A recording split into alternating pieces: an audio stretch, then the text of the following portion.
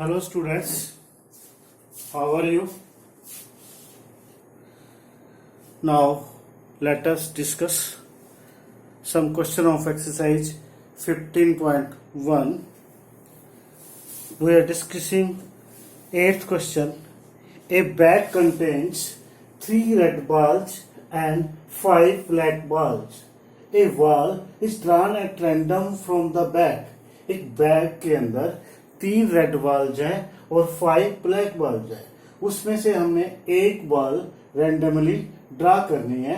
तो हमने बताना है what is the probability that the ball drawn is red और नॉट रेड. नहीं, रेड आने के कितने चांस हैं और नॉट रेड के कितने चांस हैं. सबसे पहले हम लिखेंगे number of red balls. It is given 3, so we write it here 3. Now number of black balls वो है 5, तो राइट है 5. Total balls in a bag 3 + 5 8. We have to find the value of red balls. तो getting a red ball, probability of getting a red ball, you know how to find probability. Favorable outcomes, here total number of outcomes. Favorable out यानी red balls 3 है, 3 और total balls in a bag 8, 3/8. Similarly note red, note red means red नहीं होनी चाहिए. बिना red की कौन सी वाले हैं, ब्लैक, यानी 5, तो 5/8. इस प्रकार आपका 8th क्वेश्चन कंप्लीट होता है. बिल्कुल सिंपल है. Red ball 3, black ball 5, total कीजिए 3 + 5 8. रेड के लिए रेड बॉल 3 नीचे total 8, 3/8.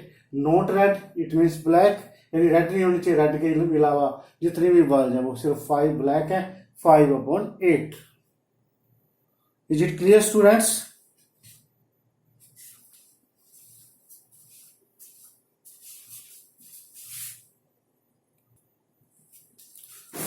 Now students, 13th sum.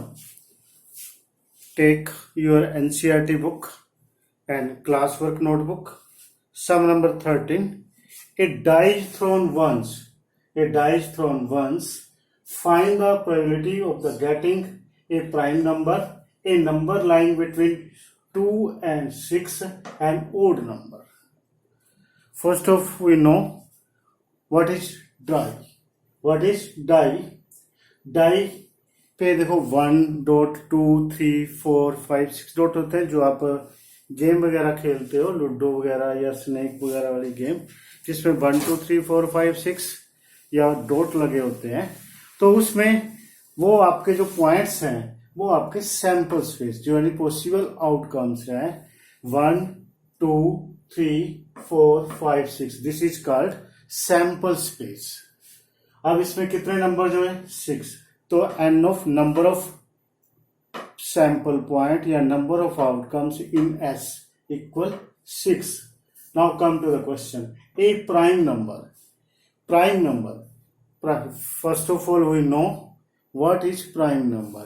A number which has only 2 factors, which has only 2 factors are called prime number.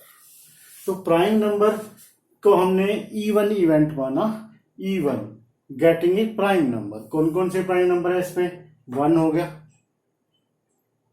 1 को हम ना प्राइम मानते ना कंपोजिट, क्योंकि इसका एक ही फैक्टर बनता है. प्राइम हम उनको मानते हैं जिनके 2 फैक्टर्स बनते हैं. तो वो आपका 2 हो गया, 3 हो गया, 5 हो गया. 2 3 5 कितने नंबर में हो गए? 1 2 3. इनकी संख्या 3 होगी. तो probability of A prime number या प्रोबेबिलिटी ऑफ इवन इक्वल 3/6, यानी 1/2. 3 1 जा 3, 3 2 जा 6. सो 1 equal, so probability of even equal 1/2. Now second part, A number lying between 2 and 3. Between लिखा है, इसमें 2 और 6 नहीं कंटेन होंगे.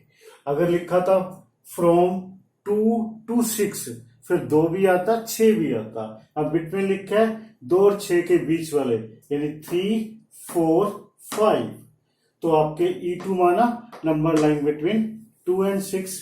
3 4 5, इनकी संख्या भी 3 है 3, तो प्रोबेबिलिटी ऑफ दिस इवेंट 3/6 यानी 1/2। Third one odd number which has not multiple of 2, जो 2 के मल्टीपल नहीं होते वो आपके ओड नंबर कहलाते हैं। जो 2 के मल्टीपल होते हैं वो इवन नंबर होते हैं, जो 2 के मल्टीपल नहीं होते यानी 2 की टेबल में नहीं आते वो आपके ओड नंबर्स होते हैं। तो अब इन 6 में देखो एक तो 1 हो गया, एक 3 हो गया, एक 5, ये तीनों 2 की टेबल में नहीं आते, 2 का मल्टीपल नहीं है, तो ये ओड नंबर्स हैं। इस इवेंट को हमने E3 माना, गेटिंग एन ओड नंबर 1 3 5, इनकी संख्या 3 है, तो probability of an E3 of an event 3 या probability of an odd number 3/6 equal 1/2. This is complete sum. Is it clear, students? I hope you understand it.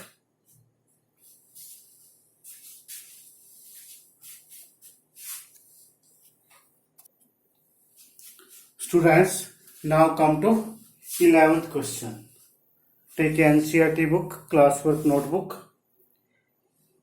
Gopi buys a fish from a shop for the aquarium. The shopkeeper takes out one fish at random from a tank containing 5 male fish and 8 female fish. What is the probability that the fish taken out is a male fish? एक aquarium है जिसमें मछलियां वगैरह रखते हैं, आमतौर पर घरों में देखा होगा। तो number of male fish 5, number of female 8, total fish in aquarium 5 plus 8 13. We have to find the probability of the male fish. So hence probability of taking out a male fish, favorable outcomes 5, यानी mail fish 5 और total 13। अगर हमसे female पूछता तो 8/13 होता, mail पूछिए तो 5/13। Okay students, is it clear now?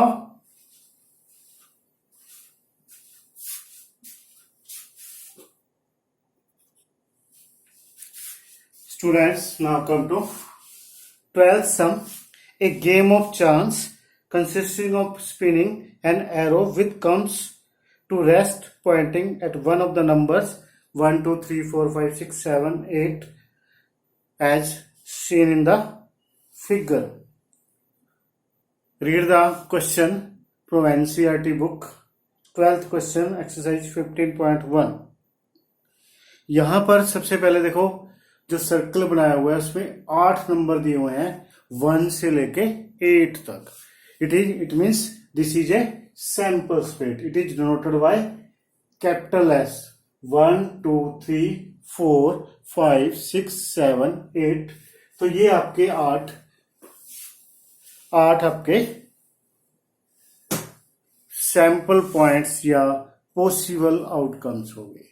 उसके बाद फर्स्ट पार्ट में हमें प्रोबेबिलिटी बतानी है 8, यानी सिर्फ 8 आने की क्या प्रोबेबिलिटी है. जो 8 है उसके आने की क्या प्रोबेबिलिटी है, क्योंकि देखो 8 1 है, 8 एक ही नंबर है तो उसकी प्रोबेबिलिटी उसकी फेवर में एक ही आएगा.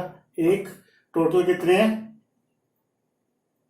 8, एक टोटल 8 है तो 1/8. सेकंड क्वेश्चन पार्ट है an odd number. You know not multiple of 2 are called odd numbers. Odd numbers हो गए आपके 1 3 5 7. ये 2 के मल्टीपल नहीं है तो उनकी संख्या होगी 4. तो probability of the odd number an odd number या इवन 4/8 इक्वल 1/2. 4 1 जा 4, 4 2 जा 8. Third one is a number greater than 2, जो 2 से बड़ा हो. 2 से बड़ा इन 3 4 5 6 7 8, तो इनकी संख्या होगी 6.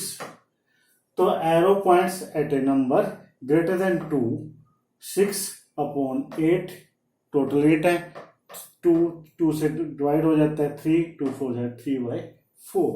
जो फोर्थ फोर्थ प्रोबेबिलिटी हमने फाइंड करनी है, number less than 9. Less than 9 में you see that all numbers are less than 9, यानी पूरा सैंपल स्पेस ही होगा.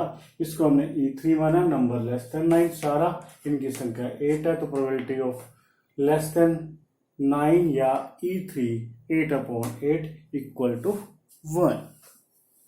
Is it clear, students? Have a nice day. Thank you.